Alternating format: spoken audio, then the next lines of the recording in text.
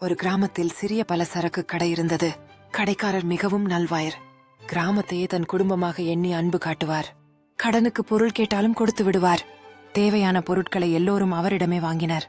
மதிய நேரத்தில் சாப்பாட்டுக்கு வீட்டுக்கு புறப்படுவார். அந்த நேரம் யாராவது பொருள் கேட்டு வந்தால் காத்திருக்க நேரிடுமே என்பதால் கடையை அடைக்க மாட்டார். அறிமுகமே இல்லாத நபராக இருந்தால் கூட கடையை சற்று நேரம் பார்த்துக் கொள்ளச் சொல்லிவிட்டு வீட்டிற்கு போய்விடுவார்.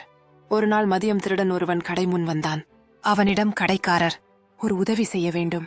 சிறிது நேரம் கடையை பார்த்துக் கொண்டால் வீட்டிற்கு போய் சாப்பிட்டு வந்து விடுவேன் என்று கேட்டார். மகிழ்ச்சியுடன் சம்மதித்தான் திருடன். கடைக்காரரும் கிளம்பிவிட்டார். அந்த நேரத்தில் வந்த சிலரிடம் காசை வாங்கிக் கொண்டு சரக்கை கொடுத்தான் திருடன். பணப்பெட்டியும் திறந்தே இருந்தது. அந்த நேரத்தில் திருடனை நன்றாக அறிந்த அவனின் நண்பன் ஒருவன் அடே, திருடுவதற்கு இதைவிட சரியான சமயம் நமக்கு கிடைக்காது. பணம் சாமான்களை கட்டிக்கொண்டு ஓடிவிடலாம் என்று யோசனை கூறினான். திருடனுக்கோ திருடுவதா வேண்டாமா என்ற தயக்கம் தனக்குள் ஏன் இந்த மாற்றம் என்றே அவனுக்கு புரியவில்லை. சிறிது நேரம் சிந்தித்தவன் தன்னை நம்பிய கடைக்காரருக்கு துரோகம் செய்ய மனமில்லை என்று சொல்லி நண்பனிடம் மறுத்துவிட்டான். சிறிது நேரத்தில் கடைக்காரர் வந்துவிட்டார்.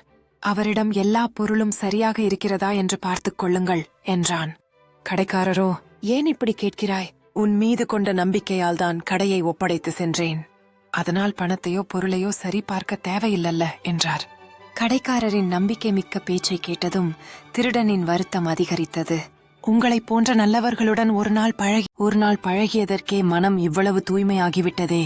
வாழ்நாளெல்லாம் உங்களை மாதிரி நல்ல உள்ளம் படைத்தவர்களின் நட்பு கிடைத்தால் அதைவிட எனக்கு வேறு எதுவும் தேவையில்லை என்றாள்.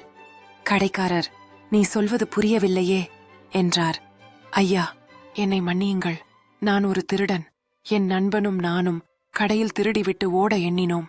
ஆனால் நல்ல வேளையாக என் இயல்பான திருட்டுக் குணம் இன்று மறைந்துவிட்டது. இனி ஒரு நாளும் திருட மாட்டேன் என்று அழுதான். கடைக்காரரின் காலில் விழுந்து வணங்கினான். கடைக்காரர் இளைஞனின் கட்டற்ற கண்ணீரை பார்க்கின்றார்.